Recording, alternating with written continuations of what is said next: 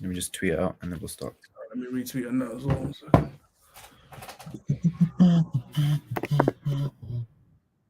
What?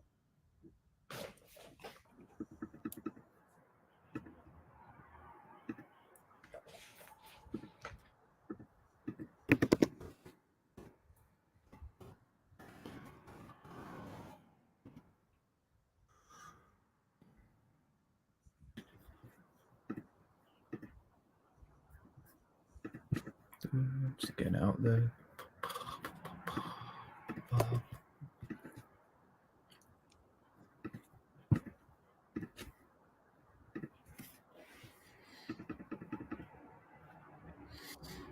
Yeah, I can't. All right.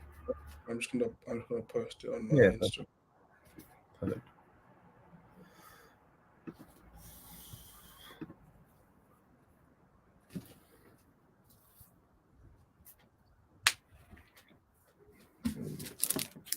We have the actual YouTube video of the stream. Mm-hmm. I just tweeted it. Let me link it. Now, there's quite a bit to talk about, actually. So I kind of want to get into how Kambosos took the loss as well, the whole all that nonsense that he was talking. Kind of want to get into that as well. I shared the YouTube one in the group chat. Yeah. Nice. Thank you. I'm just happy, man, seeing Haney and his dad together, happy. And bro, that was some story. The storytelling in that fight was great because it was looking kind of sticky at one point. Yeah. All right, man, let's go. I'm ready. All right, let's go. All right. Hello and welcome back to another episode of Ringside Fracas. I'm your host, Naim, and today I'm joined by the regular Dapper. Dapper, how are you, brother? I'm doing good, man. I'm doing good. Lots to unpack, lots to get into, but I'm doing well, man. How you doing, bro? Yeah, and you're right. There's loads of pack going around. That Australian pack hitting different, man. Let's go straight into it tonight. I mean, this week we had a lot of fights going on. We had one Aussie pack. The Kambosos pack. We had one unification bout and we had one undisputed bout, and on Tuesday we're going to get another unification bout. So it's exciting times for boxing. So we're going to get into the biggest fight, I think, of all of them this year in Australia. Devin Haney, decisions, 12 rounds UD against George Kambosos to become the undisputed lightweight titles, collecting all 4 belts. There's no dispute, franchise, whatever. He has all of it now. And now he becomes the youngest undisputed champion at the age of 23, putting on a masterclass in the Marvel Stadium in Melbourne, Australia. Dapo, how did you find that fight? And what are your thoughts? Okay. So going into this fight, I was really invested because multiple reasons, right? I have Stokes and Haney. I like him as a fighter. I like his relationship with his father. I like his origin stories. He's a young man. He's 23 years old, and he's black, so I like him. But the build up to this fight had me really invested because there was talks about his dad not being able to join him, join the corner for the fight, and I don't think Haney's yet to have a fight without his father on his side, like a professional fight without his father. So there were talks about, will Haney still be mentally there to go 12 rounds of Kambosos and not come up short, and also I feel like Kambosos played the villain role really well and built up to this fight. He kind of channeled through what he's been doing from the Lopez fight, but took it to another level. I feel like a lot of people really disliked him for this fight for multiple reasons. I saw a lot of even Australian people say Kambosos is really annoying. So when you have a clear, it's like WWE, you have a clear good guy, bad guy, you enjoy it more and you really want to see who loses. You have the heel and the hero, yeah. And they play that.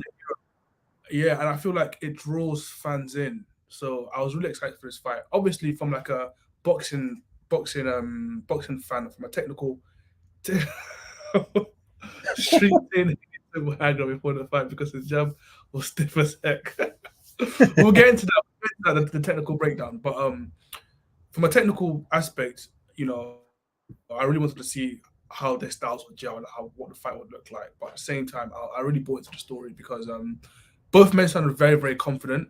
Kambosos sounded very, very, very confident, and I feel like from the Lopez fight, people didn't really know how to rate Kambosos because some people were saying that he's way better than people think. But I've always thought, the reason why Lopez lost that fight was more to do with Lopez and Kambosos being like extremely good. That's just my opinion. So I was really interested to see the kind of problems he will pose for Haney going to this fight. So going to the fight itself, Haney did exactly what I said he would do. And he did exactly what I thought he would do, and he did exactly what he needed to do to win this fight. I feel like he would have to fight a low-risk fight, and I felt like his key to victory was his jab, which is exactly what he used, and he used it in so many different ways, so many different variations. Yeah, Streets did need a Haney win. We needed that BLM win. We need that. But his jab, man, he has, I think he has one of the best jabs in the sport, genuinely. Kambosos looked a few levels below, in my opinion. I said this in our group chat, and a few people disagreed with me, but I felt like they both didn't look at the same level of fighter. When you're missing so much in a fight, there's clearly a technical discrepancy there that you're not getting over. Like, I feel like Kambosos just couldn't figure him out. There were spots where Kambosos was successful, but he didn't do it enough.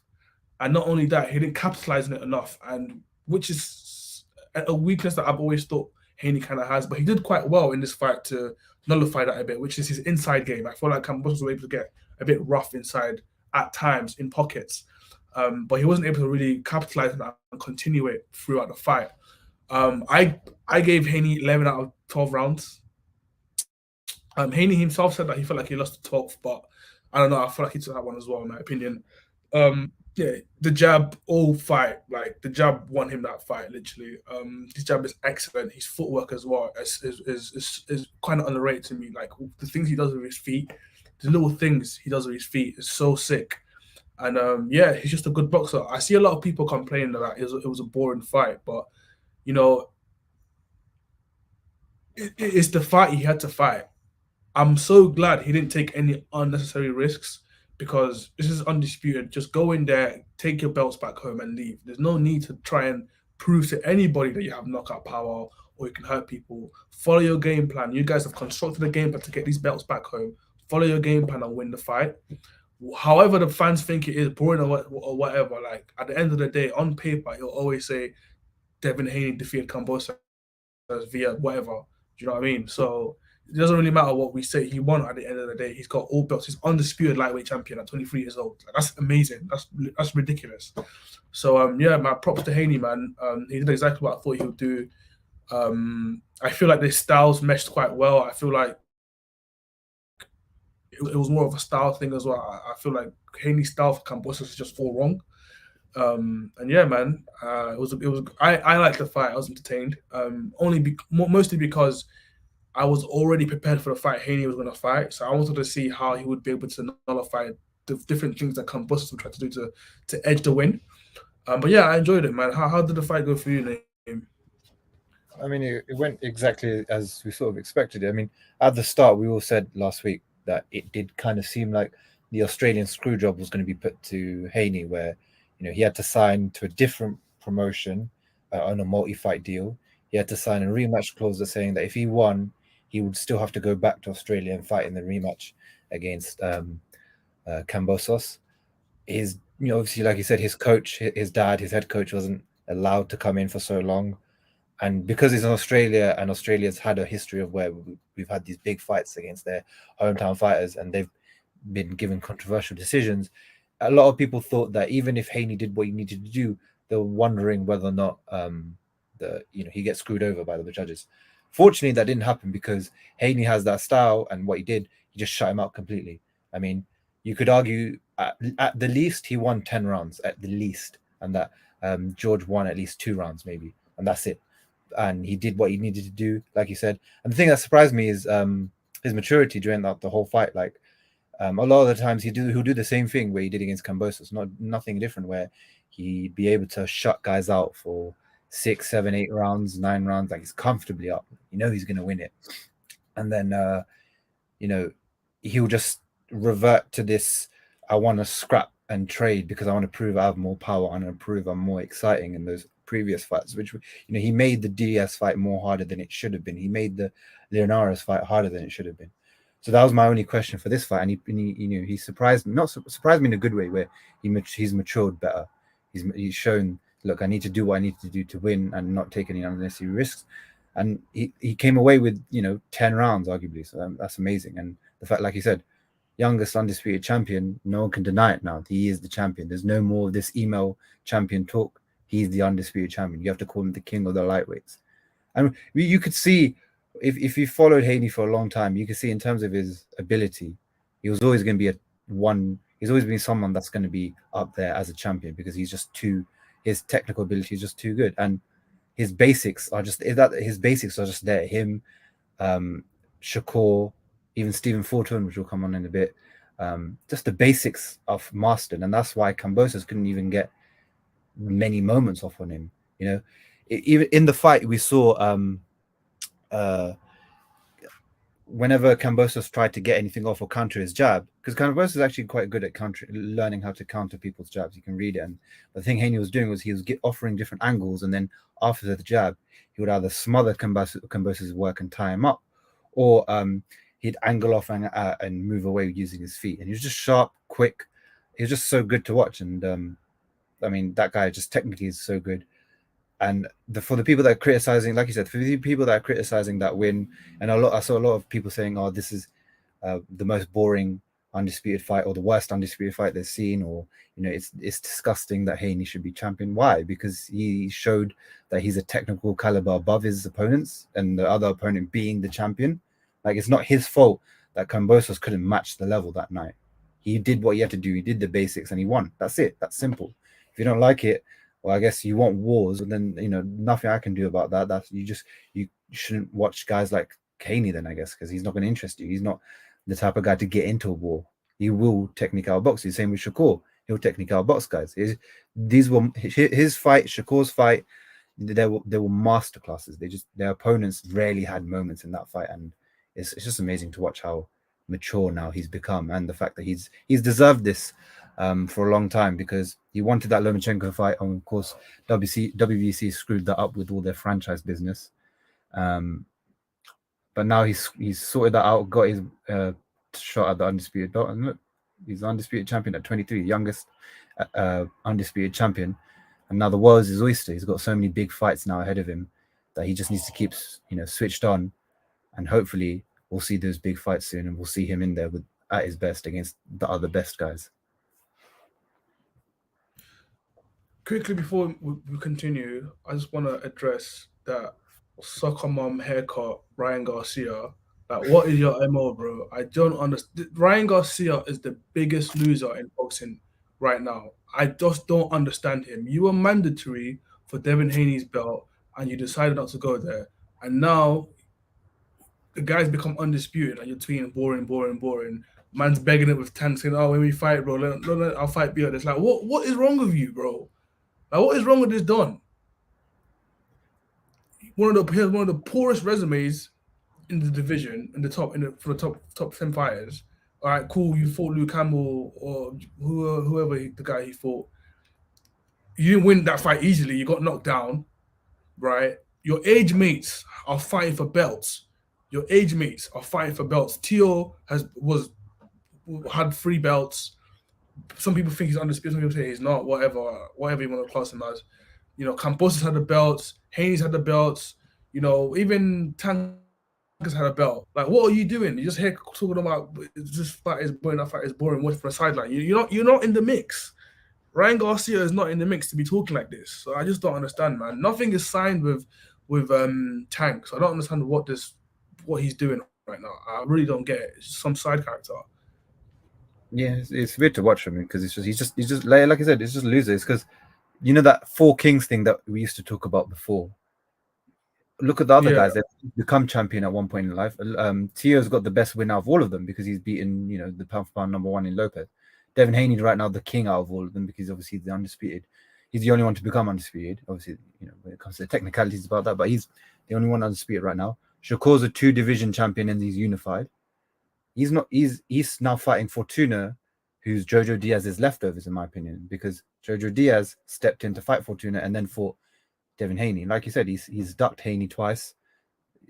Ryan Garcia is like this ticking time bomb in a sense that there's a lot of money behind him and everything, but they know that if they put him in with the tough guys, he's not going to come up well. He's a good boxer. He's a decent boxer, but against those type of fighters, I don't think he does well, and I don't think he has the mentality to get to their level because of the fact that he's focused on everything else other than trying to beat them. Like he went to the Javonta fight and he's like, "Oh, I got 20K on Rolly." Like, Bro, listen. but then it's just weird. If Luke Campbell can drop Ryan Garcia, Javonta Davis is sending him to Valhalla.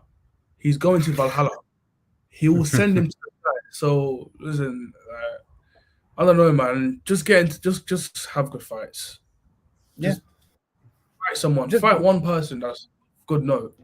Before you're talking. He had the chance to fight Haney for the belt, and the fact that he denied that twice to fight someone else who was lower just tells you all about his mentality. There's no reason why you should not take the Haney fight, who had the WBC belt, to fight someone like Fortuna. It's bad enough. It's bad enough. You're clearly trying to maneuver through your career without fighting the best. That's bad enough. But like, don't start like hating like, wow, people are actually out here doing big things. You know what I mean? Just a hating loser, man. Damn. Yeah. You remember he was trying so much shit when Tio lost. I'm like, Tio's fought, all these tough guys. Okay, he lost. Who are you fighting? You're not taking that risk. You only took that risk against Campbell, and that's it. You decided to take a step back and decided you need more time. So, these guys are your age mates and they're doing everything they can to chase greatness. You don't want that. It's fair enough. But if you want to be a loser, then be a loser. But how old is he? 24, 25? To Ryan Garcia. I know Haney's 23. Oh, yeah. Ryan Garcia is 23 as well. He's going to turn 24 in summer. Okay. So, yeah. I mean, look, if you need more time, fair enough. Every boxer develops differently. Not everyone, when they become 23 can go to the top. Stop trying shit, man. Because we know you called out Tank, Haney, and them, man, in January 2021 after you beat Duke Campbell. Now, just his tweet about Tank was just disgusting. That was just nasty. That was just that gave me the ick. Like, that tweet was just beggy, man. Like, bro, like, shut up, man. Shut up! Like, come on, look at your life. The guy you're begging it with, claimed to shut up. He's trying to shut up, man. I'm trying to watch the fight, man. Bitch. Bro, Tank's exactly what everyone was thinking. Like, shut up, man. Yeah. No, what's next for Haney then? Do you think? Huh? Because obviously Haney's contracted to rematch Kambosos, but I don't think anybody wants to see a rematch. Well, obviously no one wants to, because I mean, when a guy loses 10 rounds and he loses it quite comfortably, you don't want to see that again, because it's probably going to happen again. And especially in a stacked division like this, where you have Tank, obviously Lomachenko probably is coming back soon. Tio's in their mix, maybe. You've got even Shakur that could come up. So you've got a lot of fighters there. You want to move the division, so the fact that this rematch is happening kind of stalls everything. But the issue is, if I was Haney, just take that and don't fight it, because if you fight it, you're going to be out of the ring longer trying to fight that in court and all that. Remember the whole Fury Wilder arbitration stuff, like how long that took, and how it delayed a lot of fights. Best thing to do is just get this saga done this year. Yeah, just scrap. Like, I know he doesn't want to go back to Australia again and risk obviously getting screwed. I mean, these judges gave them 4 rounds in this fight, and I'm like, where did you get those other 2 rounds? There was no round that was close. There was only 2 rounds. I give Kambosos 1 round. Exactly. So there was no 4 rounds there. So again, I get from Haney's point of view, he doesn't want to go back because he knows that if Kambosos just makes it a bit more competitive, he might. He's a champion. Can't they fight in Las Vegas?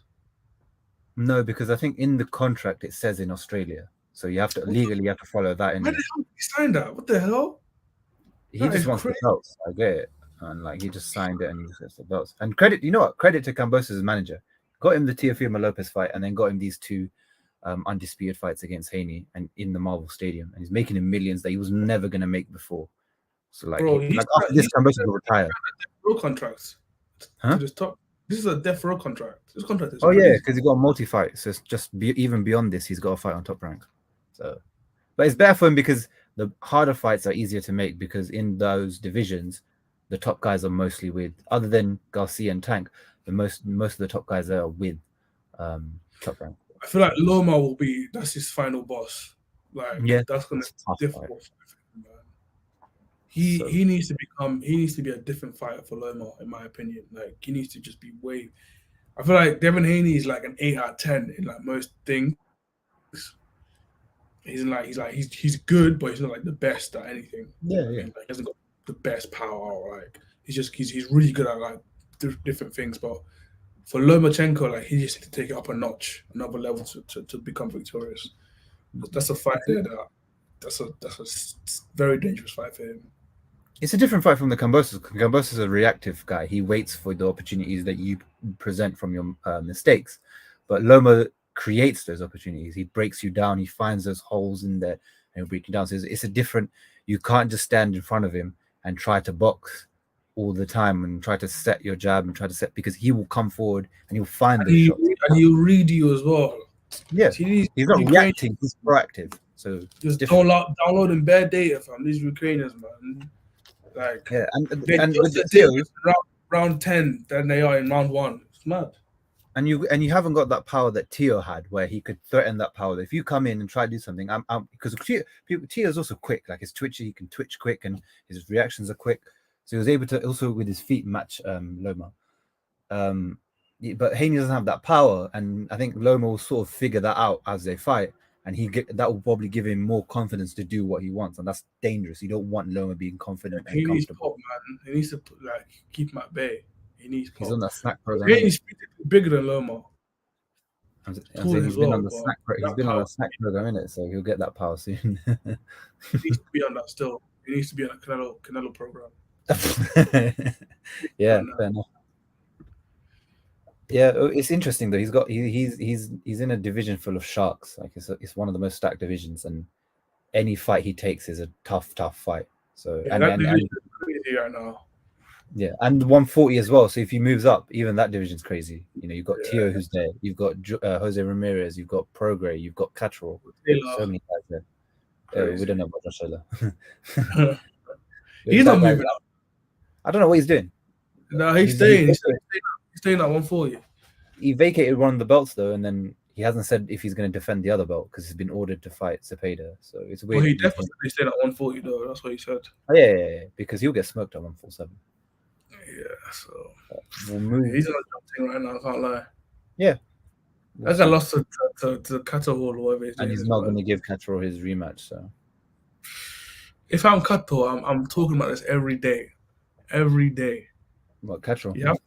Yeah, you have to keep talking about it.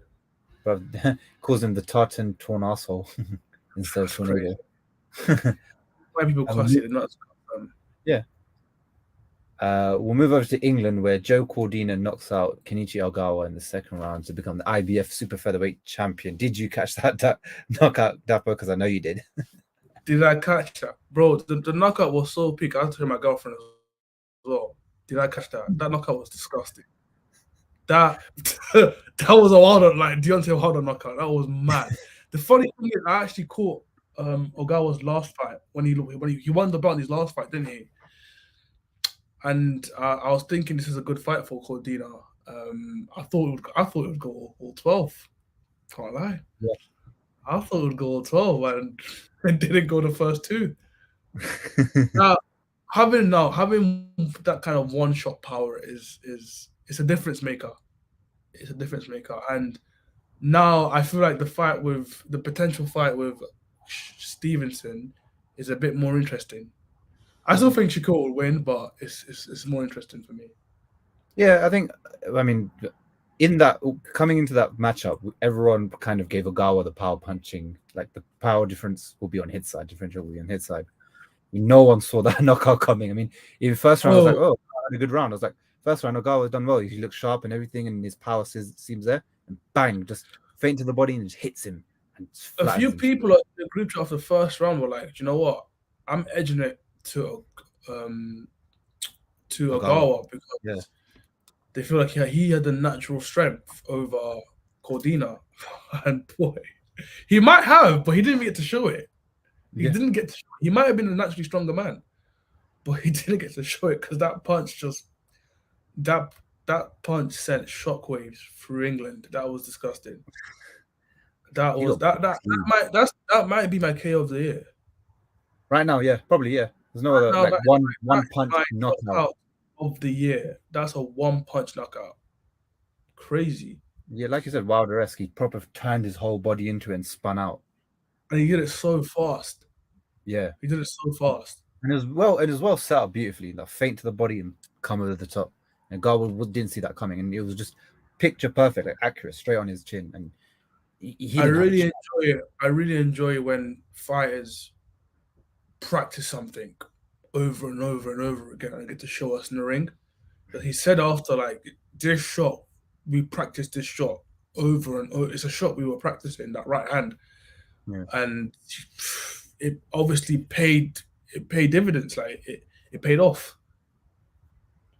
The thing about Cordina is I've been watching him since he came out of the Olympics, and I remember watching him live. It was in 2017. He won the British, I think it was the British title, the Commonwealth title, one of the two. And you could see technically the guy's brilliant. Like, he's a very good fighter. The only issue was at lightweight, because he was at lightweight for a few years first. Did his power mean much? He really didn't have that sort of pop, but he was still a good, like, technical guy. Everyone calls him the Welsh Wizard because technically he's just very good, set on his feet. But people didn't know if he could win the world title. Obviously, he moves down a division, and then this title shot comes along, and I think most of the consensus was that he could probably outbox Ogawa if he doesn't get caught, because he really hasn't been in trouble like that. But the way he knocked him out, like that, no one saw him having that like type of one punch knockout power. So it asks that question: how much more do we have yet to see of Joe Cordina? Like, is this just the surface of what we're yet to see? Because that's a lot to uncover there. He's only 16 fights in? Yeah, I think so. So let me just check. But yeah, he's right now. He might be his 17th fight. This is his 15th win. So 15th win. Damn. Fair enough. Yeah, like you said, how much more building does he need? Yeah, and I think and his Tony Sims done well. We've got to give him credit. Turned it. He's become. I'm in the gym, working out, crushing it. Exactly. Also, he's really developing his fights. Yeah, and also you got to give credit to Eddie Hearn.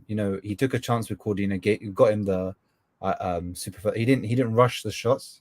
He knew he was a prodigy coming out of that Olympic squad, and he didn't rush him. Took his time with him and got him his title shot. And look, he's now the world champion with a highlight knockout, and now it's time to build his profile even more. Can he do that with DAZN?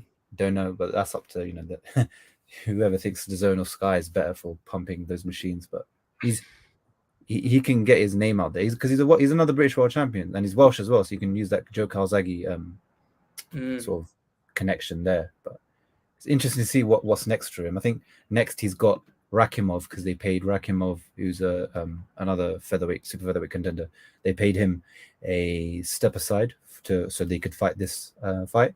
And Rakimov's decent. He fought Jojo Diaz, and that was a majority draw. So it was a close fight. It gave Diaz a lot of problems. So again, there's a lot of hiccups before that Stevenson fight. There's a lot of guys in there that Joe Cordina still has to get through, like Rakimov or even Zelfa Barrett, who on the card won the European title. So there's lots of fights for him, and hopefully he gets more money now, and then he gets the big fights that we're expecting, like the Shakur fight, like you said. But yeah, one punch, man, knockout of the year.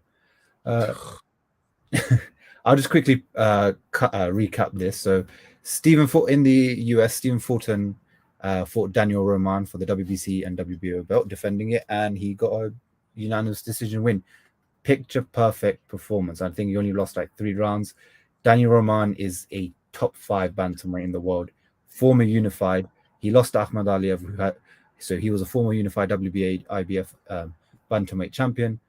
Not bantamweight, sorry, super bantamweight. I got that wrong. Let me just change that. Yeah, super bantamweight, and it was a brilliant fight. It was literally, this is why I group him and Shakur and Haney in the same, because they're brilliant at being able to keep that long distance, that range, and that distance management, choosing their counters. His counters was so good that last night. He was catching Roman. He was catching Roman silly a lot of times, like on a lot of, and making Roman miss. Roman had to come with pressure, like it, because when you got guys like them, you've got to pressure, use the bodywork to slow them down, because the footwork is, they're too elusive and they're too quick and sharp and reactive. And Fulton was rarely in trouble. It was just a masterclass performance against a top 5 super bantamweight in the world. And I think this is Fulton's 3rd in a row top 5 super bantamweight. He's beaten the top 3 of the. He's beaten 3 out of the top 5. So it shows you that this guy's on dominating that division. He's only 1 fight away from undisputed, and I think if he gets that fight, it's going to be a tough fight for both fighters, for both champions. He's such a quality guy. If anyone here doesn't know who Stephen Fulton is, just have a look at him. He might not be the most entertaining in terms of power and everything, but in terms of skills, like equivalent to guys like Haney, Shakur, just so good with the basics, the jab, the footwork, counters, reading, distance management, knowing how to smother, tie up, knowing how to move around, ring awareness, everything. He's just so good. So if you haven't watched him, I suggest you'd go back and watch some of his fights, because I think anyone who likes that technical aspect will definitely like Stephen Fulton. He's one that I think he's either on the pound for pound list or he's on his way to getting up there on the pound for pound list. Such a quality guy. Yeah, and that's it. Yeah, that's mainly it. So it was a good unification bout, and it was actually quite entertaining. So yeah, I'll move. And so because we were talking about the super bantamweights, we'll talk about the big bantamweight fight on Tuesday in 2 days. Naoya Inoue fights Nonito Donaire in a WBC, WBA, and IBF bantamweight unification bout on Tuesday in Japan. I think it's Tokyo. It's the Super Saitama Arena. That's it. The first time they met, Inoue won by unanimous decision. It was one of the fight of the years of 2019. Inoue suffered a broken orbital in round 2, but still fought on to drop Donaire.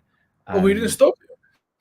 No, it was it went all 12. But he was close to stopping him. They were thinking round 11, he hit him with a body shot, and the ref was being a bit weird because Donaire turned his back like fully because he got hit with the body shot. And so I was wondering why the ref never called it then. Round 5, he almost stopped him as well, but the bell was there. Like Donaire, he's a tough guy. Do you want to go into it first, or should I preview it first? You know more about these guys, so I'll go. I'm looking forward to this fight. I think this is going to be a fight of the year contender. 2 guys at their absolute, two of the best in the division coming against together. Inoue is a monster, man. Like, this is a fight he can really, really show out in. I think he's gaining some attention now because I think maybe his last 3 fights were won by stoppage. Yeah, he stopped for opponents or something like that. Correct me if I'm wrong. Yeah. Yeah, he's just a beast, man, and he does so many things so correctly. He's really a high caliber operator. So yeah, this one's an exciting fight. I've predicted for Inoue to stop Donaire from rounds 10 to 12. I think it's gonna go late. It's gonna get stopped a bit late. I think it'll probably be a body shot that will stop him. But yeah, that's kind of where I'm at the fight. I can't wait to see it. Ringside will be doing a live watch along. So please, guys, join us when we stream that. Come and watch that fight with us on Tuesday, right? Yeah, it's going to be at because the fight ring walks is at 12:30 in the afternoon on Tuesday, so we'll start around 12:15 on there. Yeah, please join us. Watch that fight with us. But yeah, get into it, bro. Yeah, since the first fight, I mean, I think everyone, if you haven't, everyone's caught. You've watched that first fight as well, isn't it? It was a proper fight of the year, brilliant fight.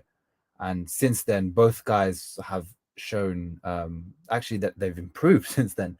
Inoue has stopped everyone that he's fought: Jason Maloney, Das Murinas, and Dipayen. The last two weren't the best of opponents, but he still stopped them and did what he needed to do. Just went and he still kept himself active. And then Donaire shocked half the purest boxing world because he fought Ubali straight away after like 1 or 2 years after he took a layoff after the Inoue fight, and then he fought Nordin Ubali, who had the WBC belt, and he stopped him. And that guy's young, and everyone's like Donaire turned back the clocks. Like, he's old, he's about 38 or something, and he managed to just beat the shit and knock him out. Like, how did he do that? Like, he was like vintage Donaire, and then he fought Raymart Garbayo, who was the mandatory for that. He was paid a step aside, and then he became mandatory. He knocked him out as well. So going into this fight, that the reason why it's still exciting is because Donaire hasn't shown any signs of decline. He's shown, in fact, that he's back to his sort of vintage ways. He's knocking guys out, and his left hook is so good, man. When he catches, he broke Inoue's orbital with his left hook. Like, he's so good with that. It's going to be interesting, but the only thing is, Donaire's now 39, so I do think that age will catch up with him at one point. Whether it hasn't, the reason it hasn't now is because he's so good technically. Like, technically, when you're a brilliant fighter, technically, your technicality doesn't leave you a lot of the times. Like, even as you get older, you're still as technically good. It's just your athletic ability and your body. So I feel like Inoue is going to invest again, and he's got the he's got trademark bodywork. He's got some of the best bodywork in the world. He's going to dig to that body of Donaire. He's going to break him down. He's going to hit him to the head as well. And Inoue is that guy where he's so good with his feet. He's so good technically, but he's also got that raw power. He's a monster. Like you said, he is the monster because he's a monster to fight against. He's got everything he needs to be a world-class boxer. Power, IQ, footwork, and just natural ability and speed as well. And speed, speed, man. Speed kills. And he's so fast. He's so fun to watch. Get into it. He's so fun to watch. So fast, man. He's been moving up weight divisions, so for instance, like the flyweight, and he's been knocking guys out in every single division. His power is just transferring through the weight classes.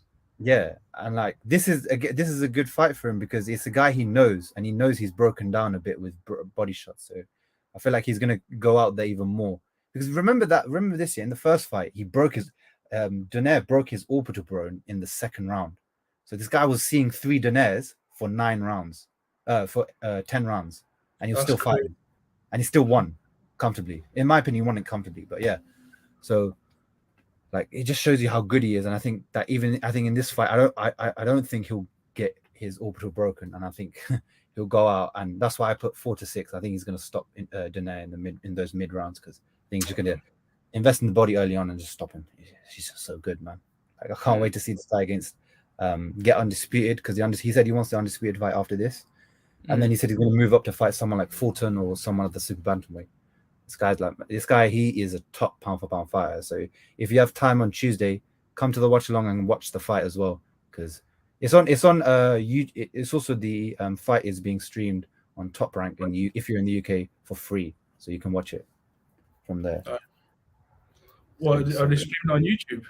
Yeah, so Top Rank are streaming on their channel for free. So that's gonna be good. Definitely gonna watch that. I can't wait for, man. That's I remember watching it. I remember watching it on a Sunday, not on a Tuesday. This was like the first fight, and this was at lunchtime when I was at school. I was watching it. I was thinking, "Oh, this is sick! Like for a lunchtime fight. Like imagine you have a fight of the year, not on a Saturday night, on a lunchtime, Tuesday lunchtime." So, I think it's going to be like that again. It's going to be a brilliant fight again. So can't wait for it. Can't wait, man. It's going to be sick. Anything else we want to cover? Yes, I would like to address Mr. Lucas Brown. Your big old age, why are you still fighting and why are you still knocking guys out at your age? What this guy did to Junior Farr, first of all, that referee, right? Did you not see Junior Farr twitching on the floor? Like, bro, that was crazy. And he let him get up and continue fighting. It looked like he was having a seizure on the floor. Yeah. That was when he told him to come forward, he was like he had to stop because he knew he was going to twitch if he kept coming forward. He was twitching on the floor. That's scary. Like, yeah, that's some brain damage stuff there. Like, I don't know, but heavyweights, man, because I thought Junior Fox was gonna win that fight. Yeah. I thought Lucas Brown's way over the hill. Like, he's done. So it's the guy that went, win the distance with Joseph Parker. So you think he should beat someone like? That's what I was thinking. But Joseph Parker is looking terrible every day, man. It shows you that Parker has no trigger. Like, he doesn't have that power to knock that power. Yeah, he doesn't, man. He doesn't. But, man. 43 years old. You know, I know why he knocked him out. 43 years old. He's probably taking something, you know. Let's be honest. And it's Lucas Brown. He has a history of that. So, but still, impressive. But yeah, yeah, man. That referee needs to. Someone should speak to him, because you don't let someone continue when they're twitching on the floor.